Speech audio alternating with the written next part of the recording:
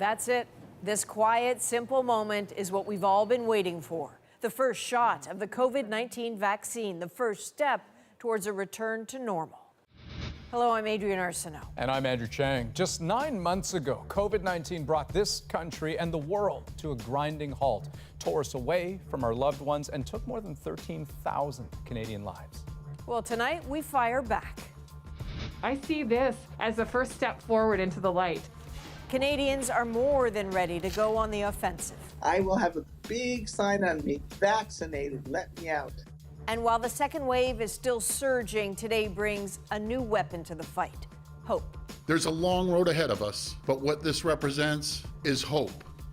Tonight, all angles of the big push back. The first in Canada to get the shot, when other Canadians could expect to get theirs. Our doctors are on hand to answer your questions and what's next in the enormous cross-country rollout effort. This is a special edition of The National. In the last day, 6,700 more Canadians tested positive for COVID-19. But tonight, we begin with the stories of two women. They are among the first of all 38 million of us to receive the shot, the beginning of the largest mass vaccination program in this country's history. Well, this is 89-year-old Gisèle Levesque. She lives in long-term care in Quebec City. And this is Anita Guidonjan. She is a personal support worker in Toronto. These two have endured some of the worst of what the pandemic had to offer. They're symbolic of the path of destruction COVID-19 has wrought across this country, and now they're symbolic of our way out. Let's begin our comprehensive coverage of this historic day with Alison Northcott in Quebec, the province that got things rolling this morning. Alison. Well, this long-term care home has had outbreaks in the first and second waves of the virus. Now it's among 2 homes in Quebec where residents got the vaccine today. Really, Madame Levesque? Powerful images we will see again and again. Gisèle Levesque, the moment she became the first person in Canada to get the COVID-19 vaccine, captured in this video by Quebec's health ministry. Not long after, 78-year-old Gloria Lalouse got her first shot. I feel fabulous. She lives at the Maimonides Geriatric Center, where 15 people have died from the virus in the second wave alone. Everybody has to get a vaccination. It's the only way we're going to be able to live. The provincial and federal health ministers were both on hand to mark the significance. Our nation's been under trauma, so I see this as the first step forward into the light. Quebec plans to give the vaccine to nearly 5,000 people in the coming days, focusing on residents and staff in long-term care. They're giving it right now? Like so many events of the past months, Susan Lemko experienced this one remotely. Please tell him that I'm very, very, very excited for him.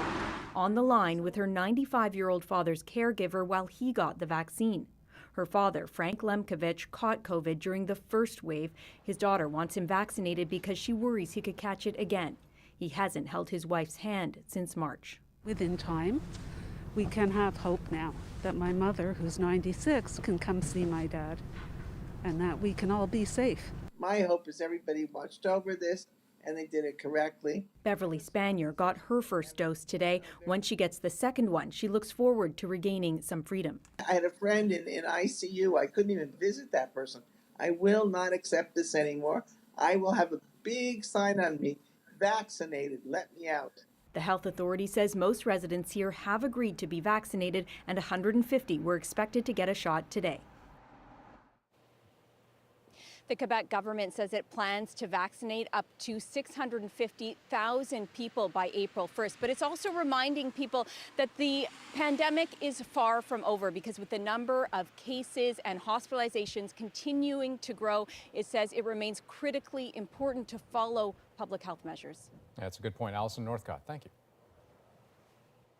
And just a short while after Quebec's Gisèle Levesque got her shot, Ontario's first vaccine recipient got hers. So let's get right to our Magda Gebrselassie for that story tonight. Magda? Well, it has been a long 9 months, Adrienne, and for some tonight, they can restart the clock. Captured in a flash, the first shots for frontline health workers in Ontario. I'm excited because I'm the first one to get the vaccine. Anita Quidonjan is a personal support worker at a Toronto long-term care home. The Rekai Centre at Sherbourne Place saw 19 deaths during the pandemic. Today, its executive director also rolled up her sleeves. We're doing this not only for ourselves, but mostly for our residents and their families, so that they have faith in us that we're offering the safest home that we can possibly do. Keep people alive. The head of the province's vaccination task force said today he is hopeful that these first shots will help us see our way out of the abyss and the darkness we've had over this past almost a year now. But it's still a long road ahead.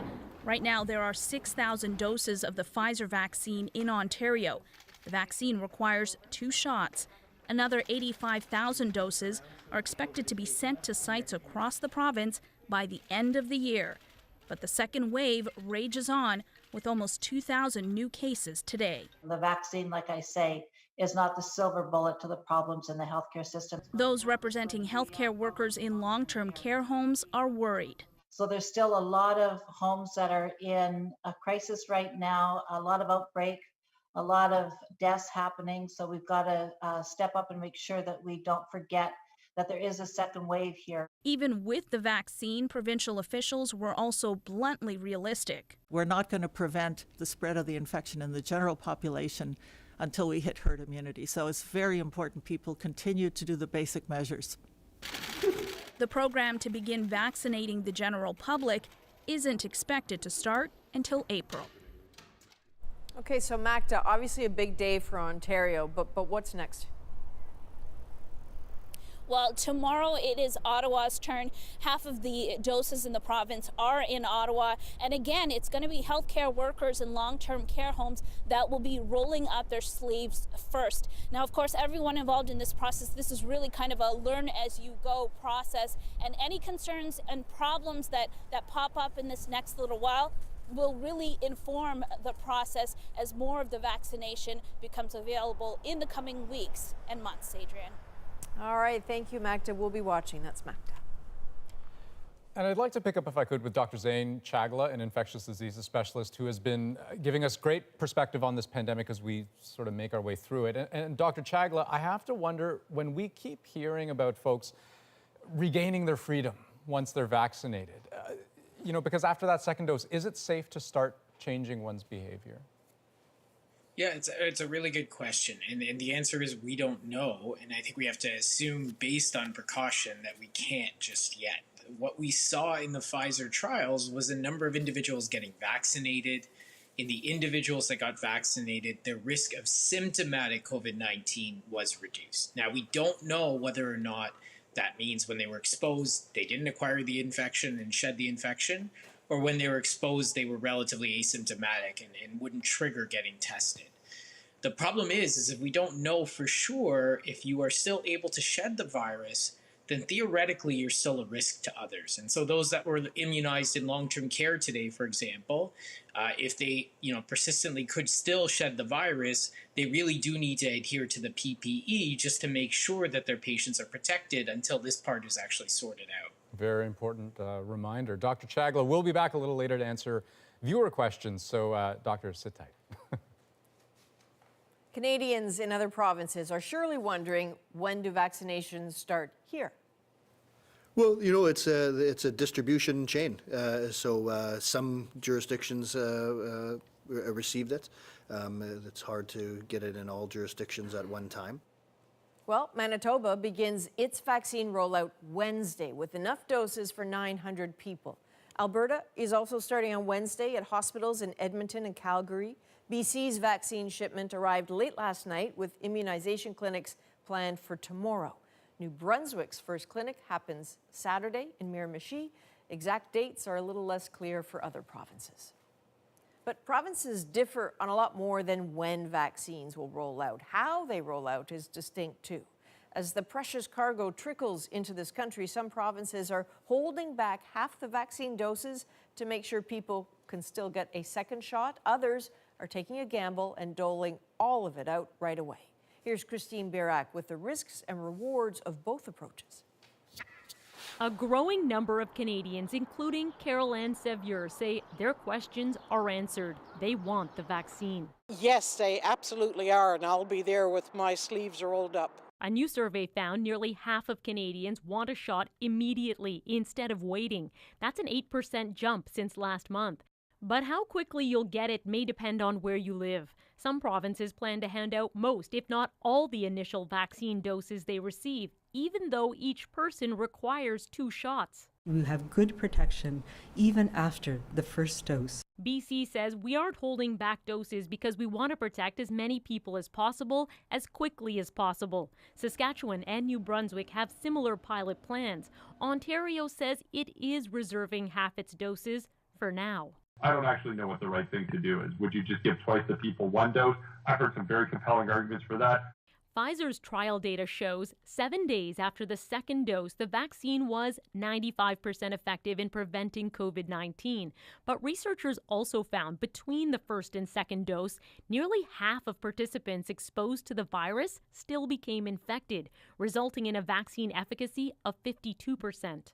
The big downside of that kind of vaccination strategy is you have to make sure your second dose is showing up on time.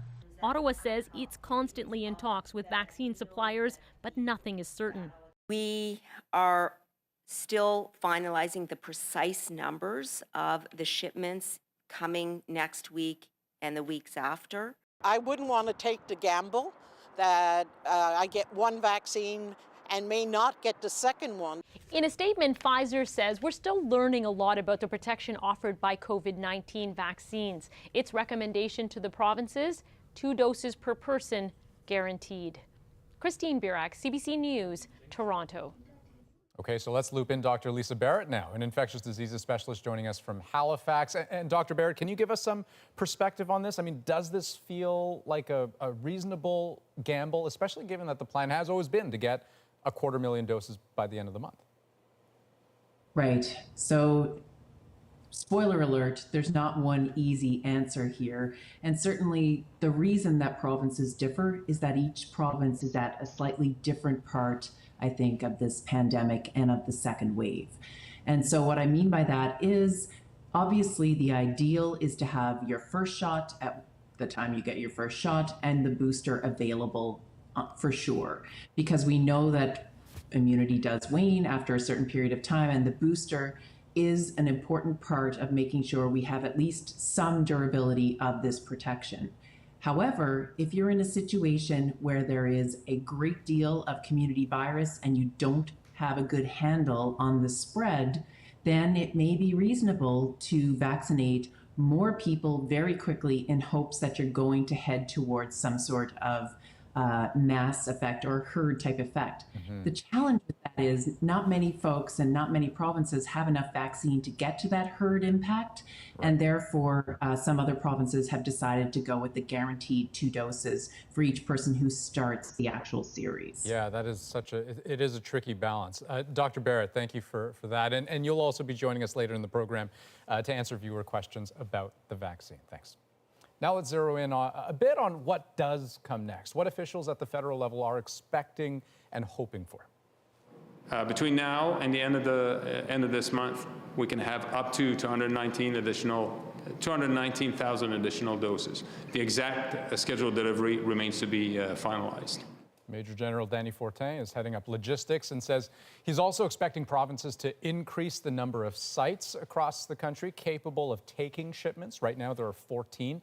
And the federal government says if Health Canada gives its approval soon, this country could get the Moderna vaccine earlier than expected. That would be critical, especially for the territories and remote parts of Canada. The Moderna vaccine travels much easier than the Pfizer one.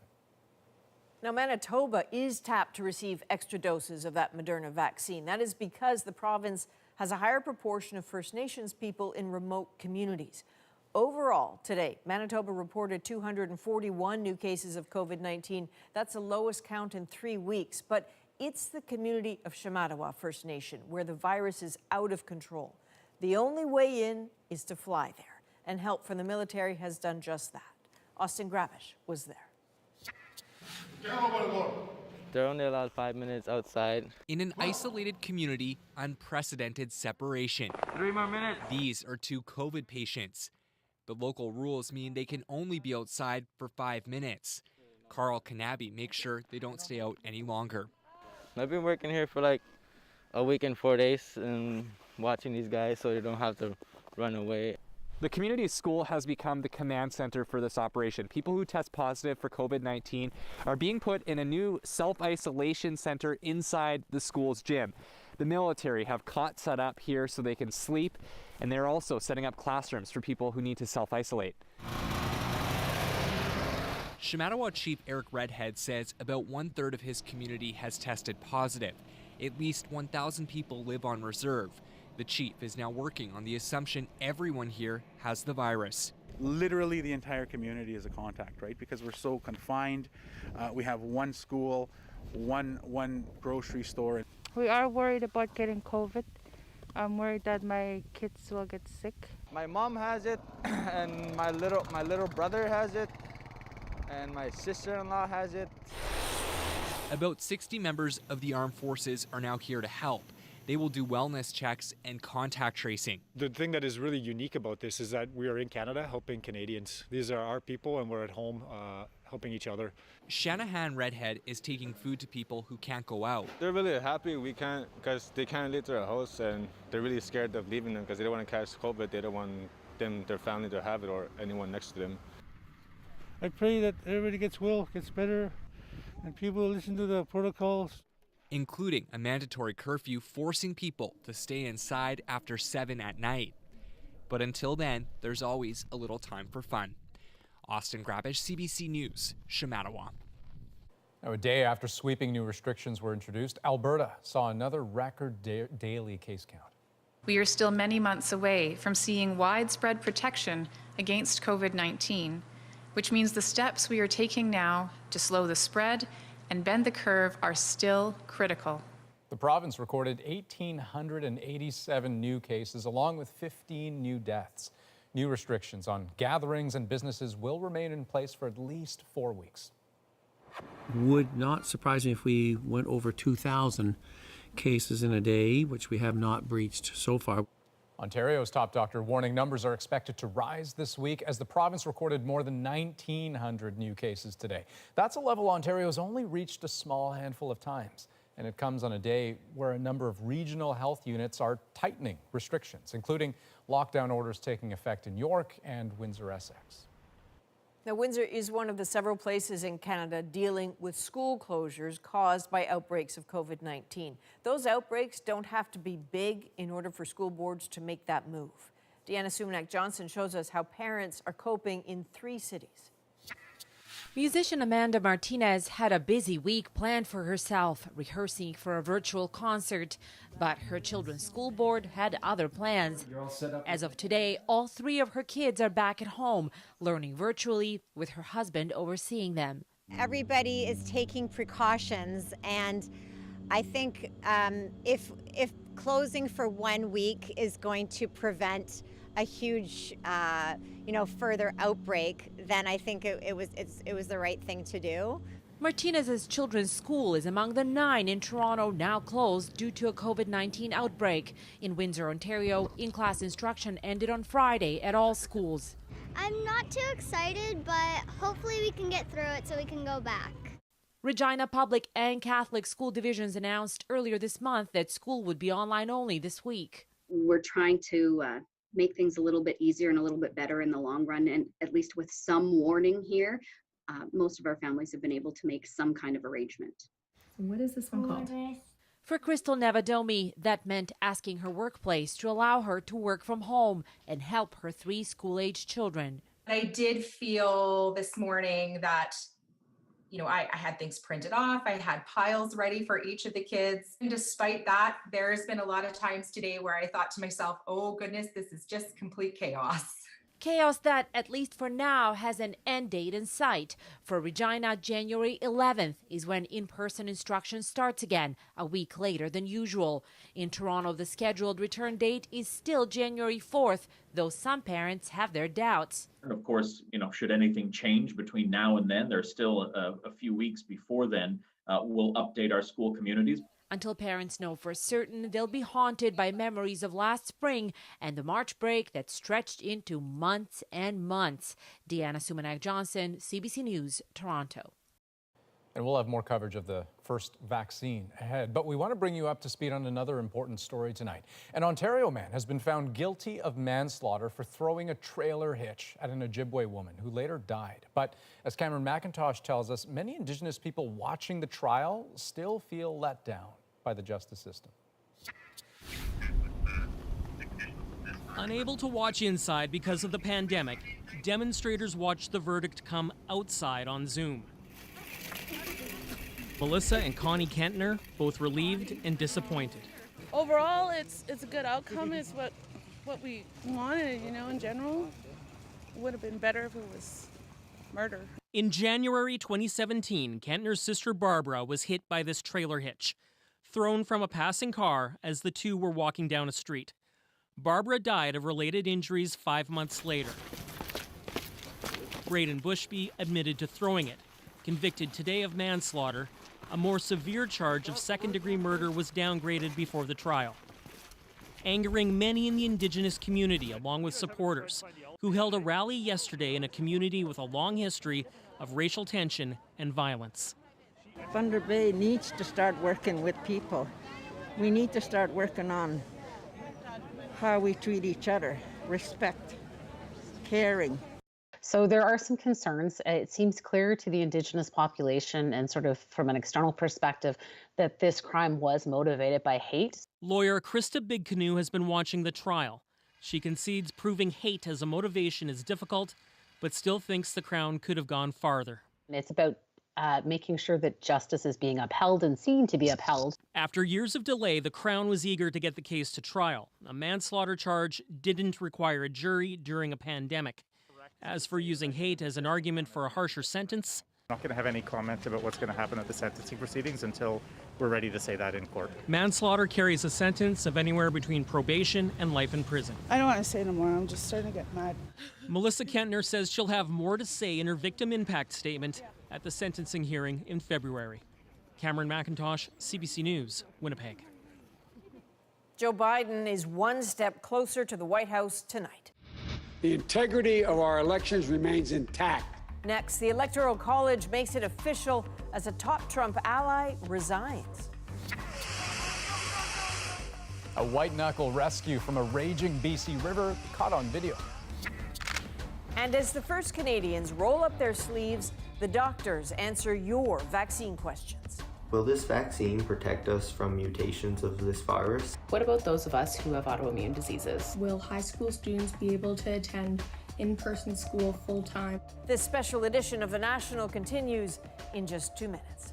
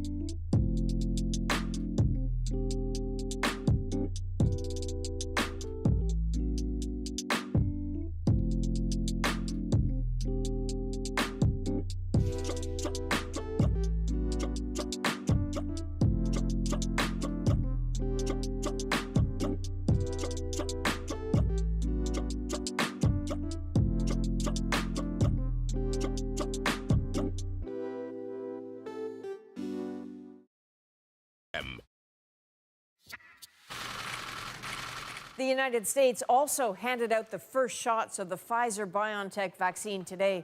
A critical care nurse in New York was among the first to roll up her sleeve. How are you feeling? I'm feeling great.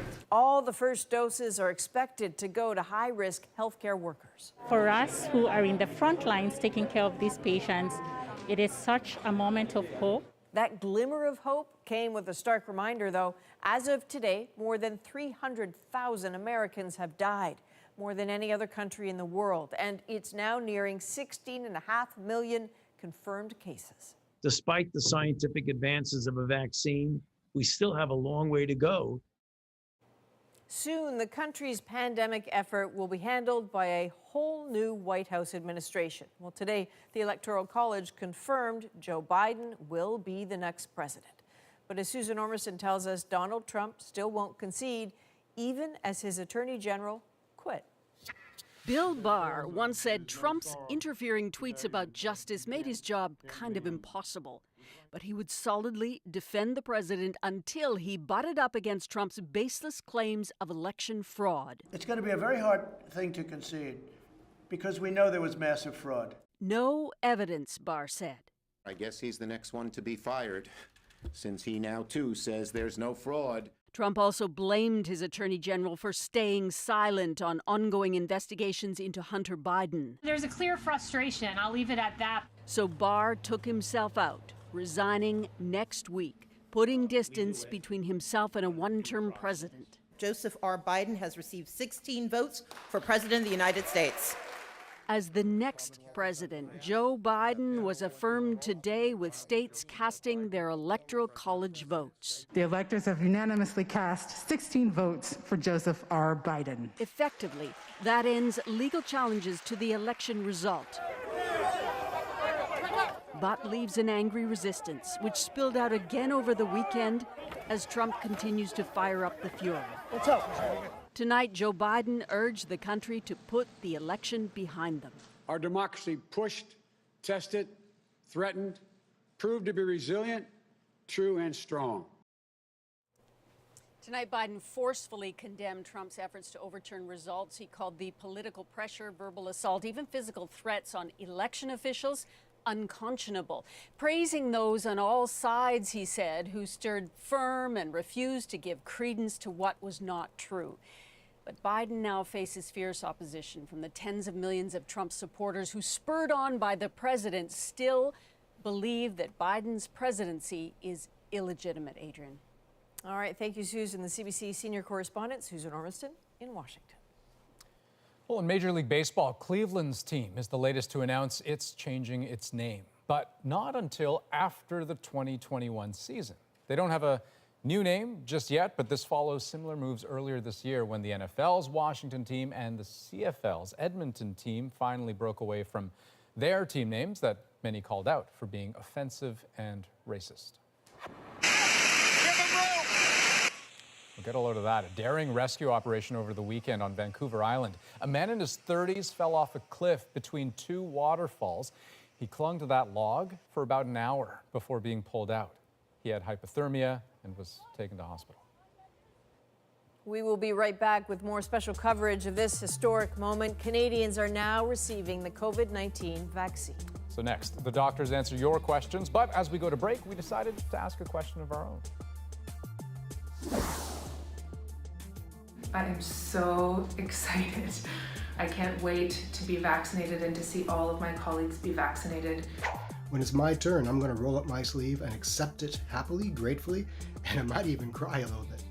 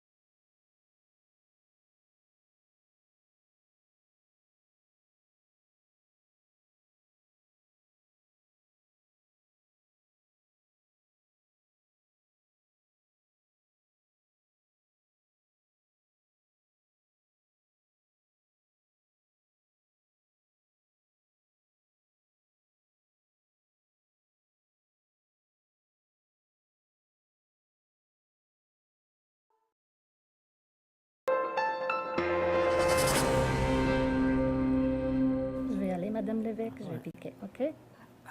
Oui, ça vient ici, ça va? There you go. With that, 89-year-old Giselle Lévesque became the first Canadian to be vaccinated for COVID-19 today. Lévesque got her first shot at her long-term care home in Quebec City just after 11 o'clock this morning. Such a simple procedure after such a complicated national ordeal. There are still so many questions surrounding this new COVID-19 vaccine, and as the first doses begin to roll out, our inboxes have been flooded with your questions. So let's bring back Dr. Chagla and Dr. Barrett to help us answer them. The very first question comes in from Chris out of Burlington. So the question is, must the standard personal protection methods, we're talking masks, distancing, and hand washing, continue after both stages of inoculation are completed? Dr. Barrett, this one's for you. Yeah, so the results we have so far, which are early from the vaccine, demonstrate that this vaccine seems to work, at least in the short term, and after you've had 2 doses. Although it works, or seems to, what we also know is not that much about how long and how effective it is until we get a whole bunch of people around us vaccinated. And so while it would be very tempting to get rid of all of the hand washing, masking, and distancing, at least for the first few months after the first few people are vaccinated, it would be very, very prudent for folks to maintain those very simple but really important public health measures. So this is just the way we're going to have to live for a while. A little while, but you know what? We've got a horizon now, and boy, how good does that feel? Yeah, no kidding. All right, second question here. It's a video question from Shelley Simmons out of Toronto. I understand that it is unknown if the vaccine will need to be re-administered in future years, but I'm wondering, how can that be tested so that people can feel confident after they get the vaccine? Okay, Dr. Chagla, that's actually a really good question. How do we know? Yeah, fantastic question. And there's going to be a number of things done. One is that original data set that got the vaccine in the phase 3 trials, the ones that we're seeing released right now, they're also going to be followed out to see what their responses look like at 6 months, a year. And so they're going to be kind of that future teller for us to say what does the vaccine profile look like in the general population as time moves on. We're also going to see it in ourselves too, and we'll get a sense again if antibody levels drop, if we're seeing some cases show up in people that have been immunized. I think we'll get a sense that what our level of immunity is going to be at a year, or 2 years, or 3 years, and again, when would we need to consider a boost, or hopefully at that point we have different treatments, we have other vaccines, and so other strategies that may be put on the table at that point.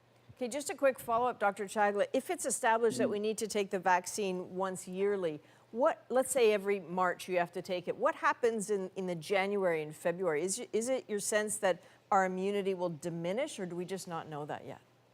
Yeah, I mean, we don't know, and it is complicated in other features. So it's not only just the vaccine that necessarily gets our immunity up. We know from other vaccine models, from things like hepatitis B, from chickenpox, it's not only getting the vaccine, but it's also getting exposed to the virus again that sometimes brings up our immune response and makes us more protected as things go on. So I wouldn't say that if the vaccine lasts 12 months, that all of a sudden at 10 months, everyone is susceptible again. There's going to be different set points for different people based on their immune system, their genetics, and again, what they've been re-exposed to kind of boost their own natural immune response. Okay, thank you. Humans are complicated, aren't they? Very. Dr. Barrett, why don't you take this next question? This is from Emily Clark in Oshawa. What about those of us who have autoimmune diseases? When can we expect to be vaccinated? Thanks. It's such a good question, and one that, a lot of people will find themselves in that group, but also other people who aren't even in the line to get vaccinated. Kids, under 16, pregnant women, all in the same category. Absolutely. So, I think we need to remember just for a moment, Emily had a great question there, but this is day 349 since we've identified the first cases of this virus, and now we have a vaccine. So we don't know. We know about the vast majority of the population, how they might respond, but we don't know about people who are in the sides of the population, the minority folks who didn't get included, people with autoimmune disease, those pregnant, those less than 16, people who are immunocompromised. And it's great that we've got this vaccine, but we don't have enough information yet to broadly put it out to everyone unless there are special circumstances for people in those categories where they can't do the things, hand washing, distancing, masking, that keep them safe. So, long story short, it's going to take a little while and a little bit more information before we can broadly spread the vaccine out to those folks. But hopefully within the next 4 to 6 months, we'll have more information as we move forward. It does make me curious, though, whether it's plausible or reasonable to think that there would be a risk for those folks if they did get the vaccine. Sure. And the amazing part about this vaccine is that it's a brand new platform in humans. These vaccines, these RNA or mRNA vaccine platforms have been used in animals and in different situations, but this is the first time in humans. Does that make it scary? Well, no, I think the clinical trials have been well run and the safety part looks good, but we do need to be a little bit careful about being prudent. Don't forget, when we do vaccinations, we have a very high standard for making sure we do no harm. Right. And for the vast majority of folks, I think we've shown that this is safe. For those other folks in those other populations, we need a little bit more time to make it as safe as possible for those folks. But let's not forget, lots of other people getting the vaccine will also help to protect those around them. And so that's an important part of everyone else getting the vaccine. It helps protect those who can't get this one yet. Okay, good answers to some good questions. And doctors, hold tight. We've got more coming your way, including questions like this. Will high school students be able to attend in-person school full-time once we get the vaccine?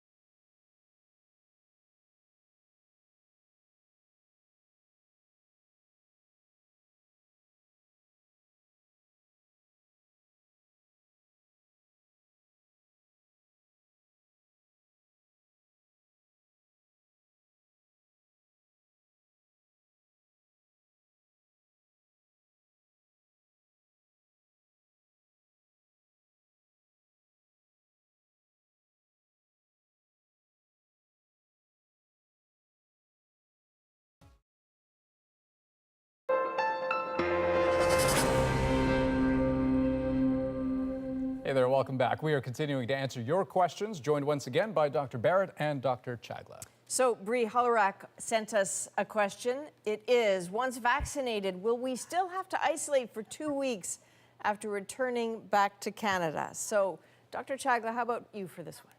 Yeah, I mean, it's a good question. And I think this goes back to some of those concepts we were talking about earlier. We know this vaccine reduces symptomatic COVID-19, but we still don't know precisely whether or not this vaccine actually reduces shedding of people with COVID-19.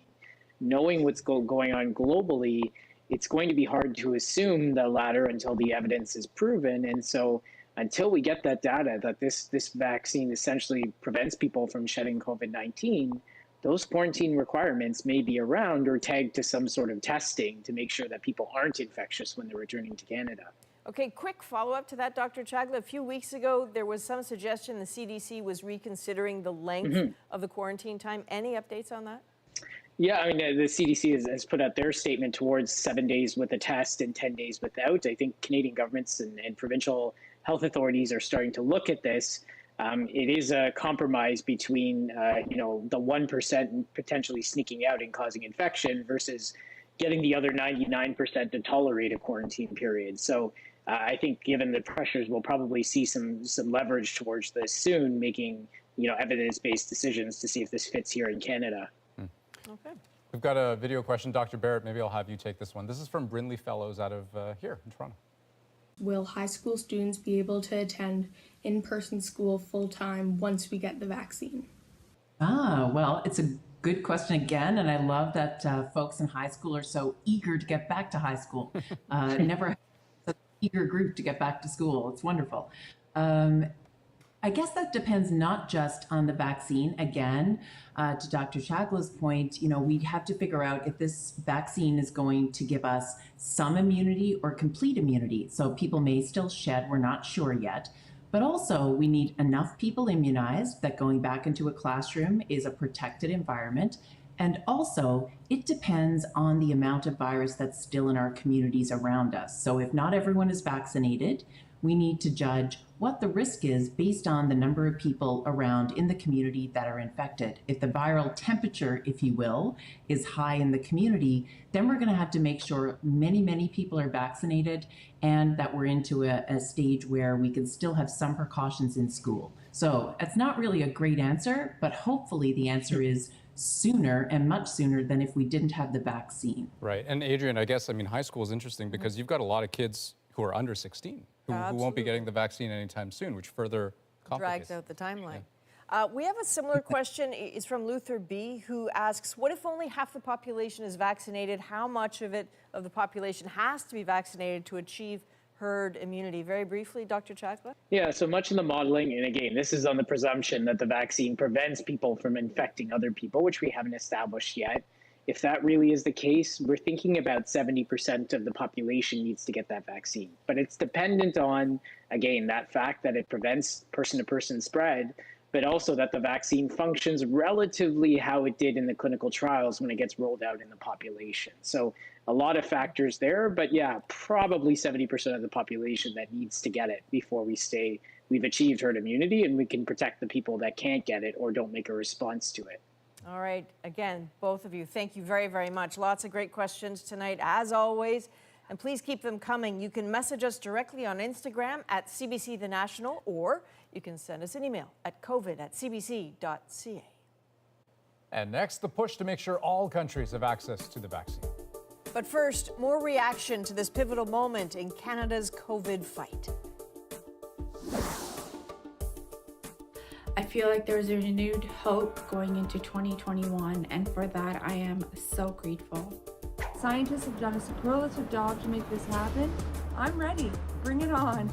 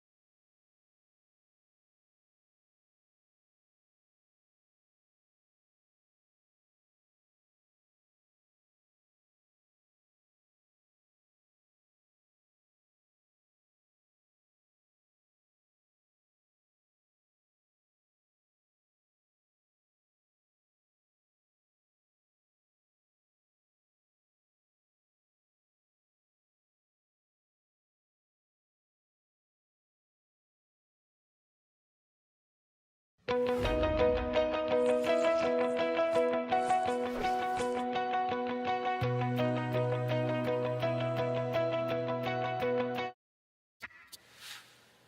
back. The federal government today announced help for developing countries fighting COVID-19 in the form of $485 million. Canada is doing its part to ensure that everyone, everywhere, has access to COVID-19 tests, treatments, and vaccines. Now, that announcement comes as Canada's being accused of hoarding vaccines. The People's Vaccine Alliance, which includes Amnesty International and Oxfam, says Ottawa's bought enough to vaccinate the entire population 5 or 6 times, though not all of those vaccines have yet been approved for use.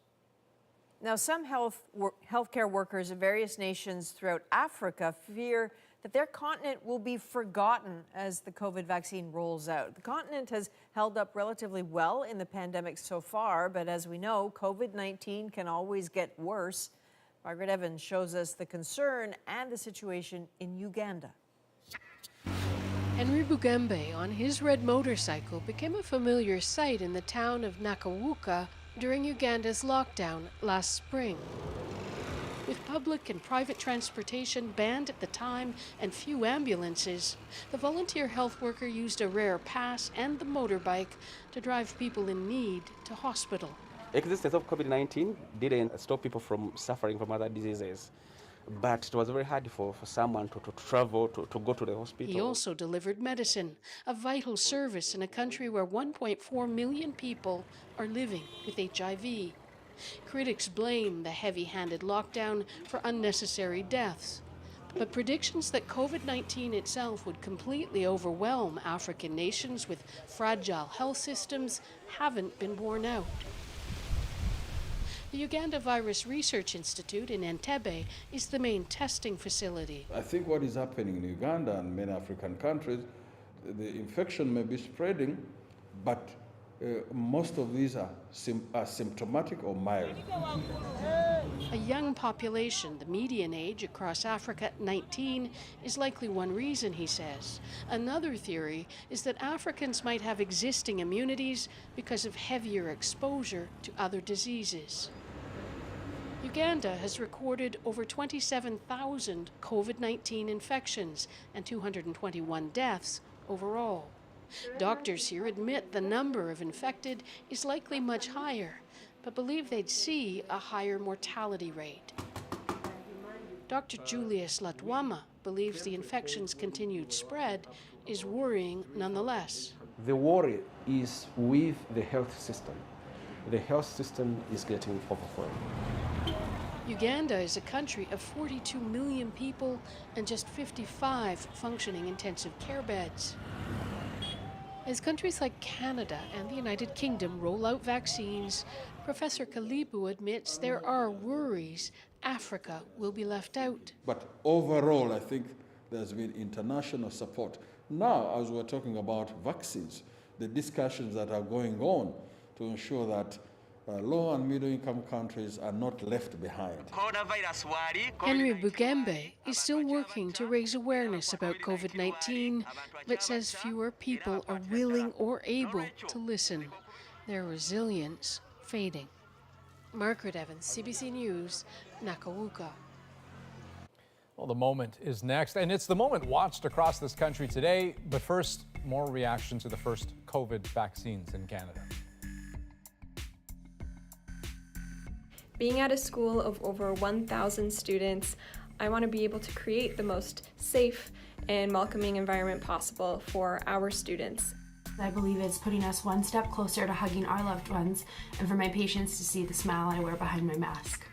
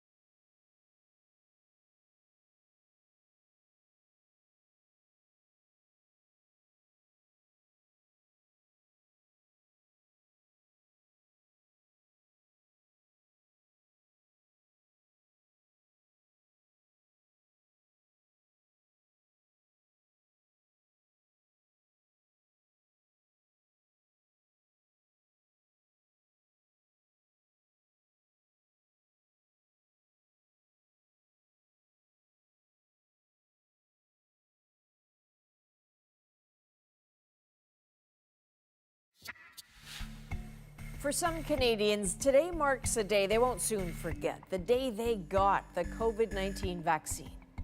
So this was a historic moment for the country, but particularly for them. And so tonight, their moment is ours too.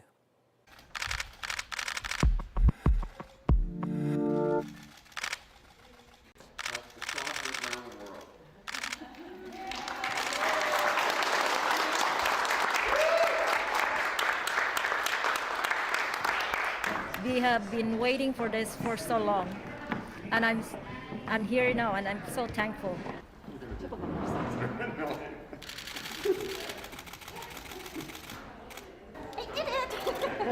did it! We're just feeling so overwhelmed and privileged to be given this opportunity, the first in the province to actually get the vaccination. Je vais aller, Madame Lévesque, je vais piquer, OK?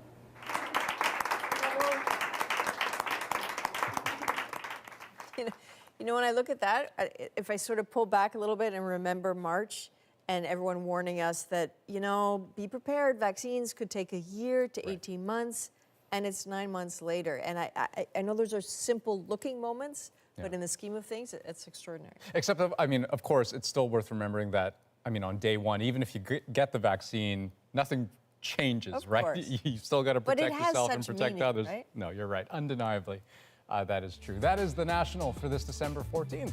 Have a great night. Good night.